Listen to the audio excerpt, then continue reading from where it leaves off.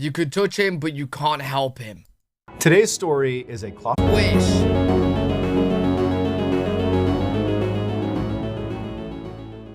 A little after 3 p.m. on March 22nd, 1959, a 20-year-old British college student named Neil Moss stood in a cavern about 1,000 feet underground in northern England.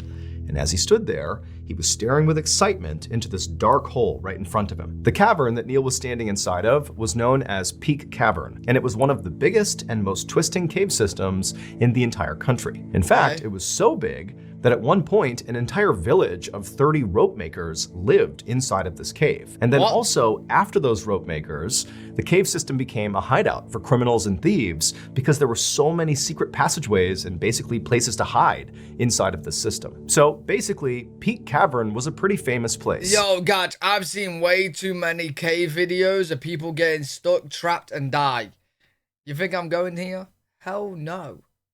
And as a result, basically all of it had been mapped out or at least explored by scientists and spelunkers, except for this hole right in front of Neil. No it was one's an gone entrance to a tunnel that nobody even knew about. Neil and the amateur exploration group that he was a part of had discovered this entryway about 2 weeks earlier. Now, neither Neil nor anybody else in this group had actually gone into this hole yet, and the reason for that was it was pretty dangerous. I mean, the opening to this tunnel was pretty small. It was 1.5 feet by 2 feet wide at the opening, and just looking down into it, I mean, it's a dark hole that you really can't tell how tight or how far it even goes. And so once you went inside of it, you know, the deeper you got, the higher the risk of entrapment. Yo, and so why would you whoever go in actually there? went into this hole really needed to be. Hey, listen, buddy. Wait, does anyone know what year this was? We have drones, bro. You ever heard of drones? Send a drone in there, a robot.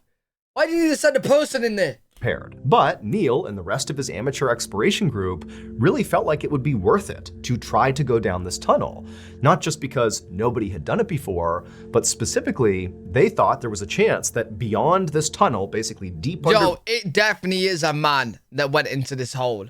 1000%. You know a guy went, oh, yeah, nice tight hole. Yeah, don't mind if I do, bro. Ground, if you followed it long Horny enough, motherfuckers. it could lead to another big open chamber that nobody had found before. And those types of big open chambers, whoever finds them gets it named after them. And so Neil and his group were thinking, you know, hey, if we find this— Oh, wait, I didn't know that. Wait, I didn't know that. So if you go down that hole and find like something, you can name it after you. Oh, okay. I might enter the tight hole, bro, and name it Lose Elfrey's Hole. finds them gets it named after them. I'm And so gonna Neil enter and his it. group were thinking, Fuck you know, it. hey, if we find this big chamber, you know, it'll be named after us. We'll be Loose tight famous, at hole. least in, you know, spelunking circles. But they also understood that there might be nothing at the other end of this tunnel. It could just be a dead end. But the only way to know for sure would be if one of the members of this group went into the hole. Now, in addition to a fear of being trapped in the hole, there were other big issues with blindly worth it. I've crawling into changed a my tunnel mind. no one's been in before. I've changed my Like, for mind. example, there could be a sudden drop-off or running water or some other hazard that whoever went into the hole wouldn't know about until they were facing it. And so naturally, everybody in this group was excited about the hole, but also a little apprehensive. Hey, Borland, Borland, you're gonna have to do something for me, bro. Please, can we stop saying hole? Because, like, my mind is just, hey, it's me, it's not you, bro. It's me. It's not you, bro. I'm too immature for this shit. Every time you say hole, I'm thinking of a different kind of hole, bro. I'm thinking of...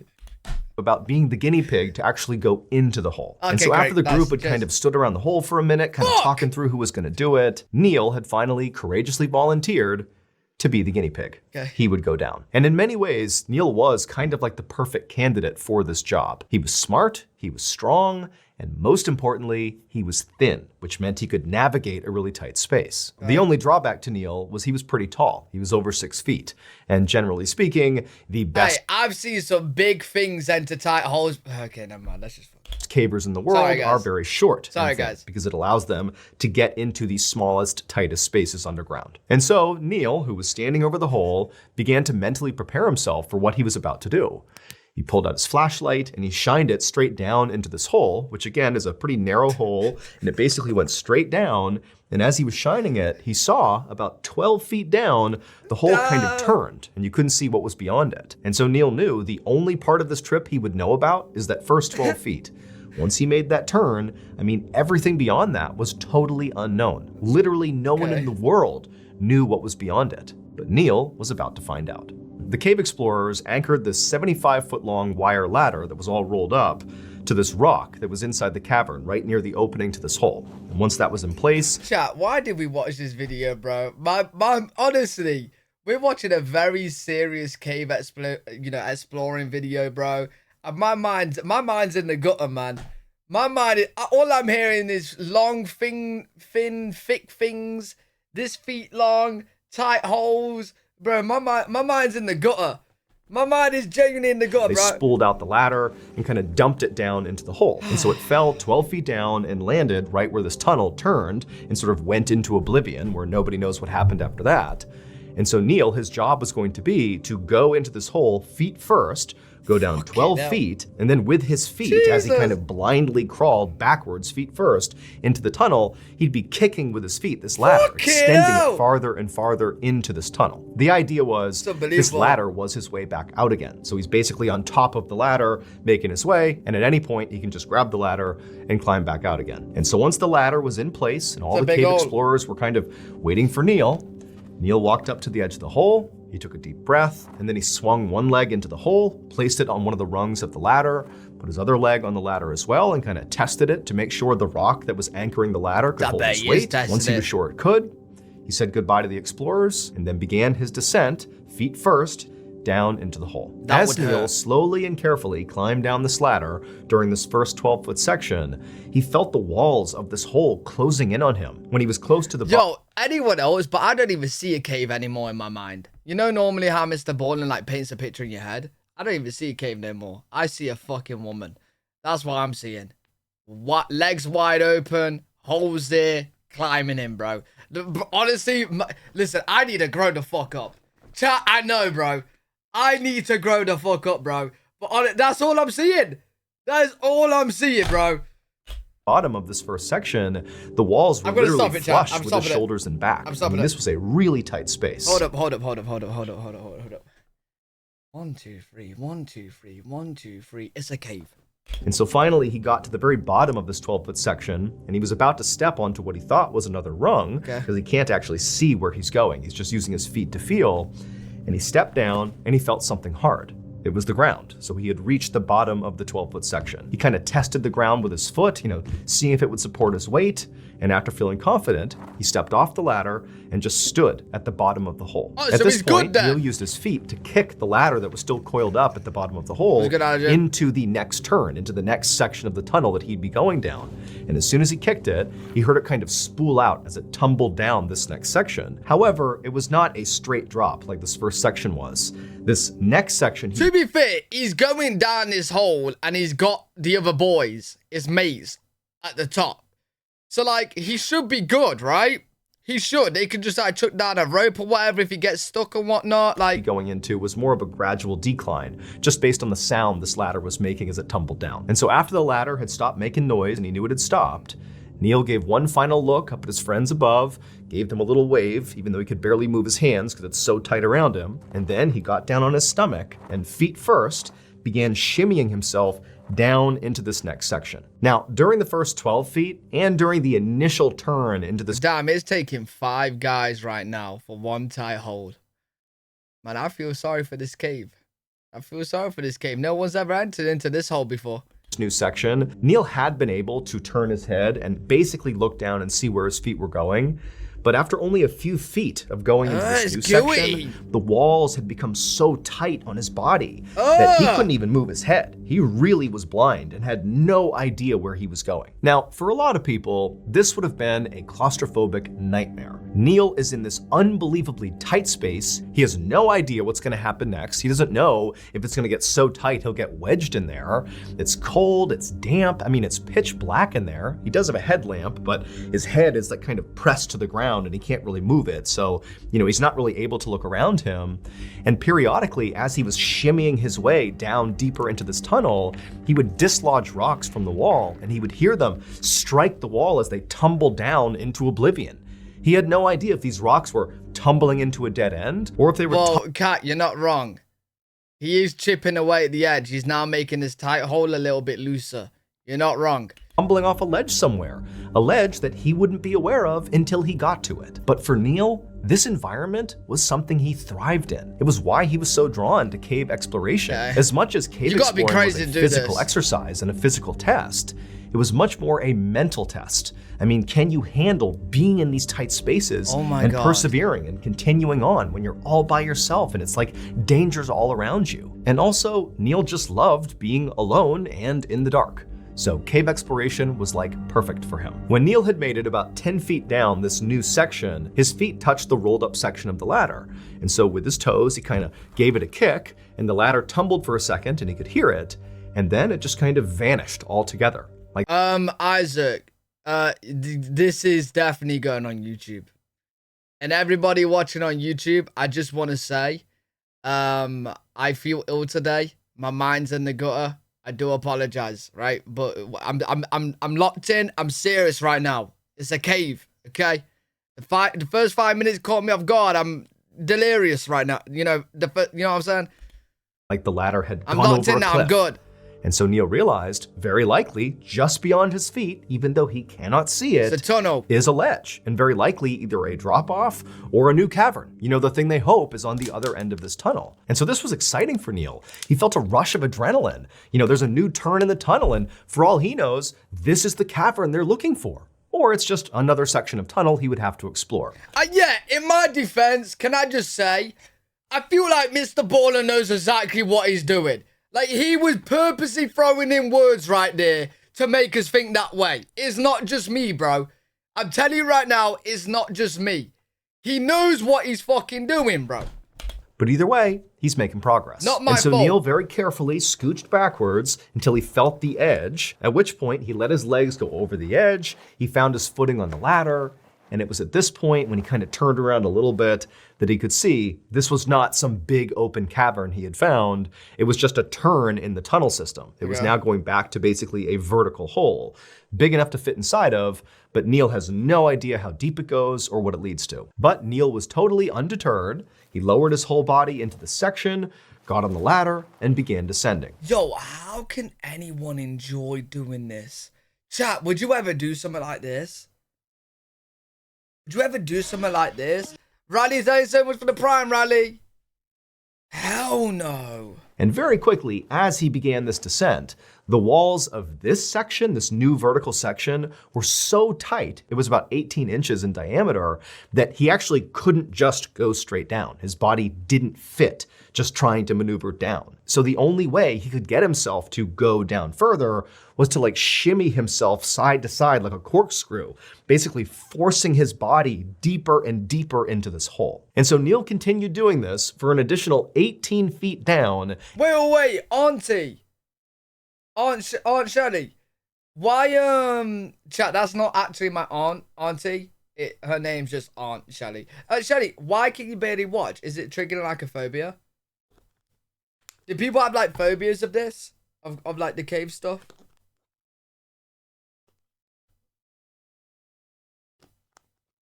Is that what it is? Oh, claustrophobia. Oh, right, yeah. Oh, that would make sense. Wait, so if you're claustrophobic, is it hard to like watch videos like this? In this new section of tunnel, which put him at a total of 40 feet down into this tunnel from the entrance where the rest of his friends were. And when he got down there, 18 feet down, he went to step onto the rung to continue his descent, but his foot hit rock. And he felt around with his feet, and he realized this tunnel did not lead to a big new chamber. It instead was a dead end after all. Now, just to be sure, Neil actually kicked as hard as he could. He's kind of restricted, but he kicked with his legs as much as he could to see if maybe this wasn't a true dead end. Maybe it was just an obstruction and he could clear it. But he could tell, after a few stomps, This was not moving. This really was the end. Now, part of Neil was disappointed because he was hoping that by doing this, they would discover this big new chamber and they'd get it named after them. But on the other hand, he was also relieved because by this point, it was extremely claustrophobic, even for— Yo, chat. Hear me out. Now, if I went into this hole, yeah, couldn't you just lie and say there was a chamber? Like, what they're gonna do? Check themselves? They're not. Otherwise, they would have gone down there, right? Can't you just lie? Can't you just lie and be like, yeah, I want this called so-and-so? They will check. Yeah, but nobody dares to go down it. It's dangerous. For a guy who thrived in this environment. Oh, they're gonna want to by the bottom of this 40-foot section, he is completely wedged in place. And so Neil decided it was time to head back to the surface. But from where he was at, he couldn't even hear his friends. He's way down deep in this tunnel. It's totally pitch black. And so what he needed to do was just begin climbing back up this ladder. And then, about halfway up, he could call up to his friends and tell them, hey, I'm returning. But remember, to get to where Neil is, he has literally forced his body down into this tiny hole, basically corkscrewing himself as deep as he could get. How is he gonna get out? Totally restricted. And his arms are basically by his side, and his hands are basically pinned in front of his body. And so Neil tried to grab the ladder, which is literally pressed up against his chest, to begin the ascent. But even though his fingers could touch the rungs of the ladder, he couldn't actually move his arms to pull himself up the ladder. He could just hold the rung. That was it. But Neil had been in similar situations before, and what you do is you just use your legs. You drive with your legs and push your body up until your arms can go above your head, and then you continue the ascent. However, his legs also were basically in the same situation. It was so unbelievably tight around his legs that he couldn't lift his legs up. He could just basically wiggle his feet. Basically, yo, chat, if it's that tight, can't you like shimmy up it like Spider-Man? Do you know what I'm saying? If someone's that tight, can't you just like try and shimmy upwards? Couldn't you do that? There was no way physically for Neil to get himself out. He would need his team up above to pull him out. And so Neil began shouting as loud as he could, trying to get the attention of his friends up above, telling them, hey, I'm stuck, pull me out. And then also, as best as he could with his hands on the rung, he kind of pulled on the ladder, signaling to them like, hey, get me out of here. Now, he couldn't really hear anything up above. This is horrible. And, he couldn't tell if they were yelling back down to him. This is horrible. But as he was holding onto the ladder, he felt a little bit of tension, suggesting they were pulling on him. However, as he held on, waiting to be pulled up and out, he didn't budge. Despite the tension on this ladder clearly coming from the surface from his friends, he wasn't moving. And that's when Neil realized he had made a critical mistake. When he had reached the bottom of this tunnel, when he realized it was a dead end, he had stomped with his feet to confirm it really was a dead end. And when he had done that, he had inadvertently kicked the rungs of this ladder into a crevice, and then rocks, which he had heard kind of falling when he was kicking, landed on top of it, basically pinning the ladder in place. They can't pull it out. This ladder was now anchored inside the cave, which meant no matter how hard his friends on the surface pulled. Okay, right. This is how you get him out, right? I'm guessing they're all crackheads here, yeah? Because they're all down to do the job.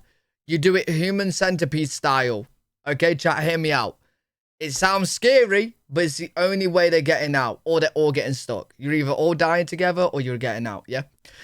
So one guy goes in, head first. You wiggle down here. You grab his arm. You grab the arm, yeah? And then another guy goes in head first. Grab the leg. Another guy goes in head first. Grab the leg. And then one more here. Grab the leg, and then you pull. You know what I'm saying? You know what I'm saying? They would not be able to pull the ladder up, which meant they couldn't pull Neil up. And Neil, once he realized this was the issue, he tried to move his feet to clear the rocks off the bottom of the ladder, but he couldn't. It was too tight around him. And so Neil was totally stuck. Hey, well, I could have told him that before he went into the fucking hole, bro. As many of you may know, aside from telling stories on this YouTube channel, why did they do it? I also tell stories on my flag. Why do they do it, chat? But I get that it's cool to name a cave after you. But not worth it, bro. Of course, we have. It's not worth it. So platform.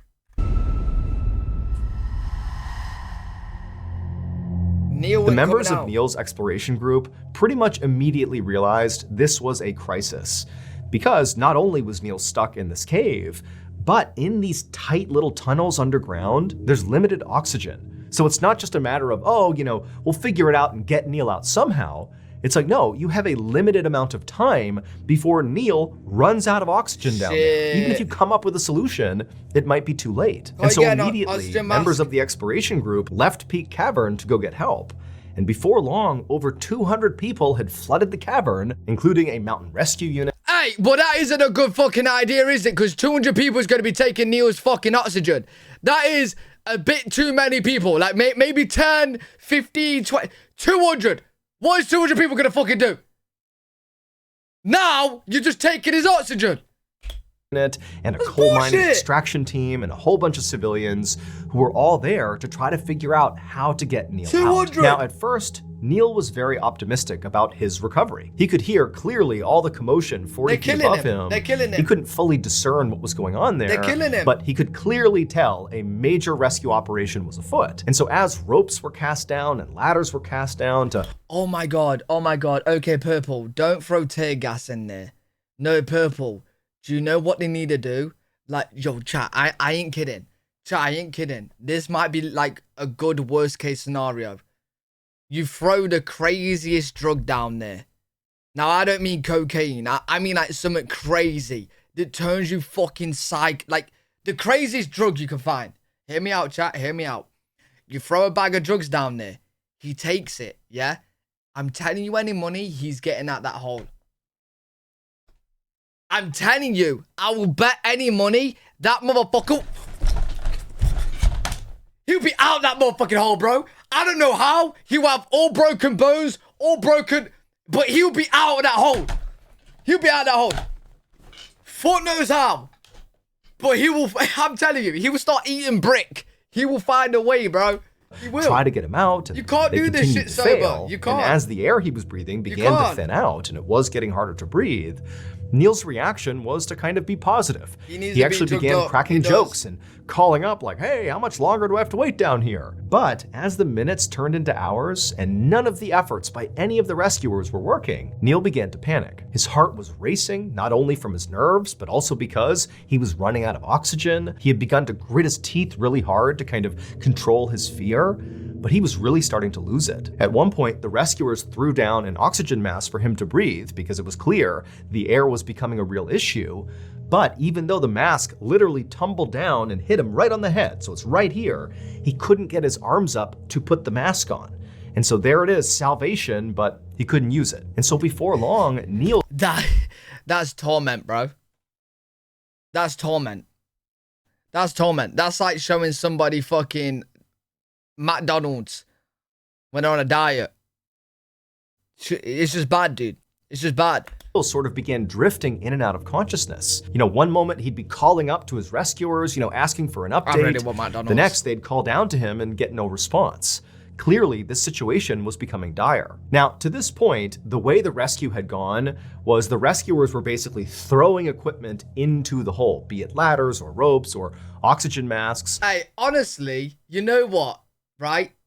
Hey, you got 200 people here and not one of them is saying you're a fucking idiot. You're just killing him. You're making his life... Bro, he's stuck in the hole. What is all this shit gonna do? You're just throwing it in and thinking it's fucking like some like fucking Mary Poppins bag? You're just throwing it in and hoping for some magic to happen? Like, no, bro. Like, what? For Neil to grab onto or put on him, and they were hoping that basically Neil could get himself out of the hole. Because the great fear was, if we send a rescuer, or rescuers plural, into this hole to get him, they could get stuck, and now we have an even bigger problem. But when Neil began losing consciousness, when they couldn't get him to call back to them, they knew they were genuinely running out of time. And so they began pumping oxygen into the hole to hopefully buy some extra time. Give him and then drugs. They decided, we gotta send someone into the hole. Someone has to go in there, get Neil, and pull him out. And so one by one, these courageous rescuers went down into the hole, and 8 times they tried, and 8 times they failed. All 8 either got stuck along the way or they passed out along the way. 3 people actually reached Neil and actually touched Neil. but there was no way to grab him and pull him out. And so Neil, who was conscious for a lot of this, like he's hearing and literally in some cases seeing rescue. It's right there, it's right in front of him, but it just didn't work. By the time the 8th man was pulled back out of the hole, they could hear in the hole this horrible sound, which was Neil gasping for air. Okay, chat. This is his only survival. Now, this sounds bad, and I definitely wouldn't do it, but this is what they gotta do. Now, you guys know I love dogs, but they need to send down there a pit bull or some shit. They gotta send a pit bull down there. The pit bull bites onto Neil. Mate, he ain't letting go. He ain't letting go. And then pull him up. Then pull him up. Or send something so he could chop off his arms or something. I don't know. Even though they were attempting to pump air into this hole, it wasn't enough, and Neil just couldn't fill his lungs with enough oxygen. And so the rescuers yelled into the hole for Neil to just hold on. They were gonna get him out of there. Just be strong, hold on.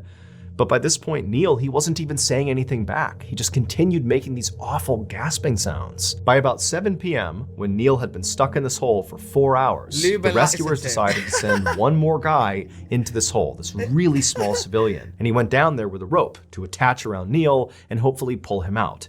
And this little civilian managed to get all the way down, all the way to Neil. And when he found Neil, Neil was unconscious, but alive. And the rescuer put the rope around Neil's shoulders and then signaled to the surface to begin pulling. You're good. And so from the surface, they pulled on this rope, and slowly but surely, Neil began to be pulled out of the hole. And he moved about 18 inches, being monitored by the civilian who was down there. However, because they were pulling so hard on this rope to get Neil to move, the pressure from that rope was basically crushing Neil's chest, and he stopped breathing.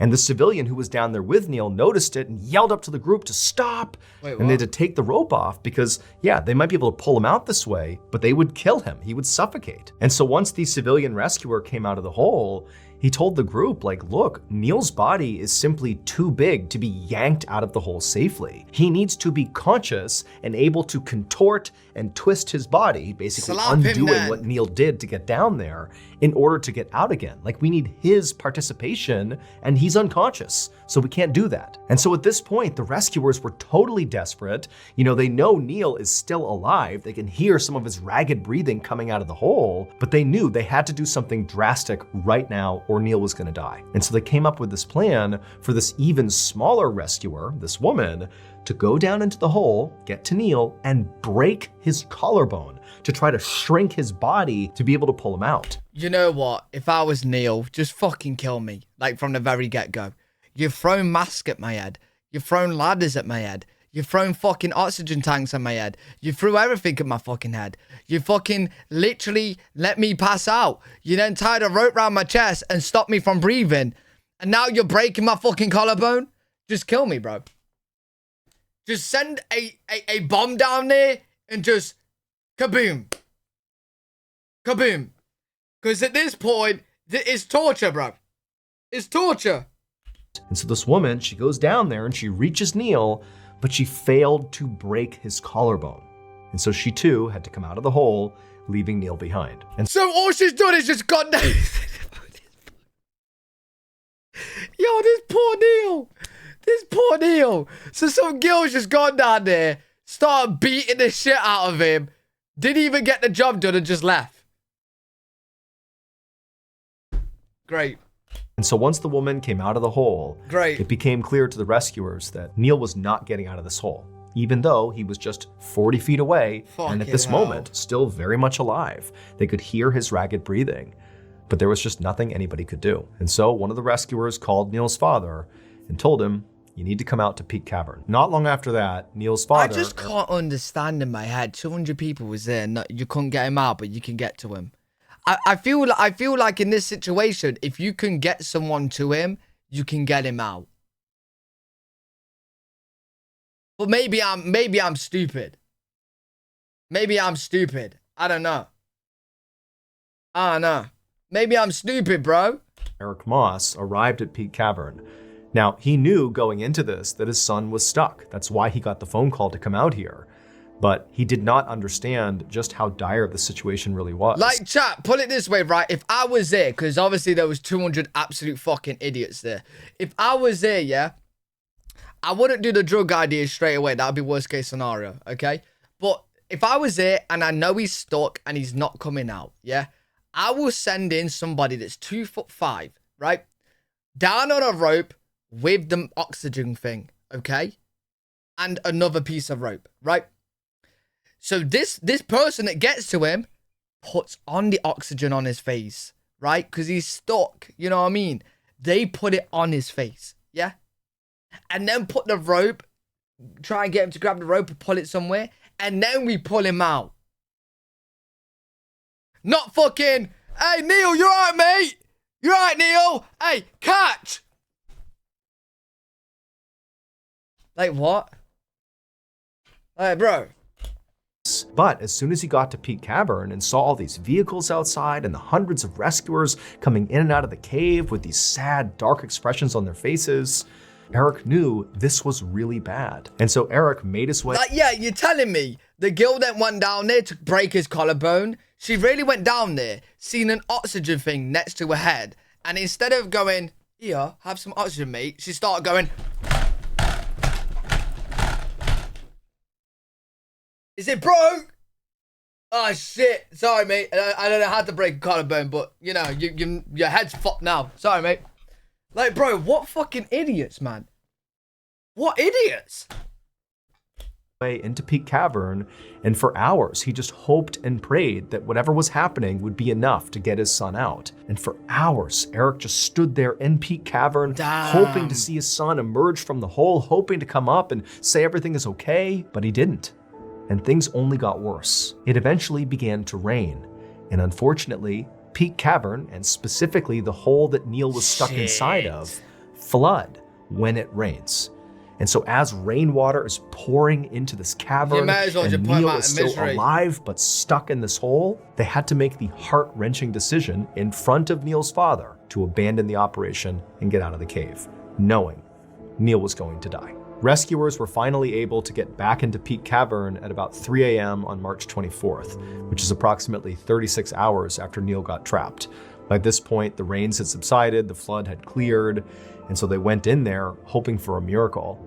And when they got to the hole and listened into it, they actually heard Neil still breathing. He was still alive. But it was very clear he was at the end of his life. And all they could do was just sit around this hole and listen as Neil took his last few final breaths. You're telling me that motherfucker had enough oxygen for 36 hours and you're telling me he's got no oxygen? So what fucking dumb idiot said he's got no oxygen? And you've just left him down for 36 hours. Oh my god, this story, it's just getting worse. I don't even want to... Bro, is this the end? It's just getting worse. I feel so sorry for Neil, bro. He had 200 absolute fucking idiots, bro. He had 200 absolute idiots. Ragged breaths. And then eventually they listened as Neil took his final breath and the hole went silent. Now, at this point, it was too dangerous to send anybody back down into this hole, and so no one could get physically close enough to Neil to actually confirm that he really is dead. However, after the hole remained silent for quite a while, a doctor who was on site did walk over and declare Neil dead. And so at this point... Doctor walked over. What? What, doctor went... He put his head to the hole. Yeah, he's dead. Like, what? The rescue operation became a recovery operation. However, as rescuers were getting ready to go back down into the hole to retrieve Neil's body, it was at this point that Neil's father, Eric Moss, who had been there this whole time and had been witness to the doctor declaring his son dead, it was at this point that he stepped in and said, "Stop, get everybody out of the cave. I don't want anybody else to lose their lives." Hey, he's a better fucking father than me. Mate, if I was the father, I would be like, right, you dickhead number 1, in the fucking hole. You number 2, in the fucking hole. Number 3, I'm getting all you motherfuckers all 200. Mate, every single 200 of them would be in the fucking hole. Every single one. Every single one will be in the fucking hole, bro. I don't give a fuck. And then I'll dynamite that shit. And so ultimately, Eric made the decision to leave his son's body where it All was. of them. Eventually, All of them once will it be in was that hole. 100% certain that Neil really must be dead at this point, they would fill in the hole that Neil had climbed down inside of with loose rocks from the cave, entombing him inside of it forever. And in his memory, the tunnel that Neil died inside of was named after him. It's called Moss Chamber. Damn, bro. Yo, we've seen another story like this before. You remember the story about the person stuck in the well, the kid? I feel like you can get him out.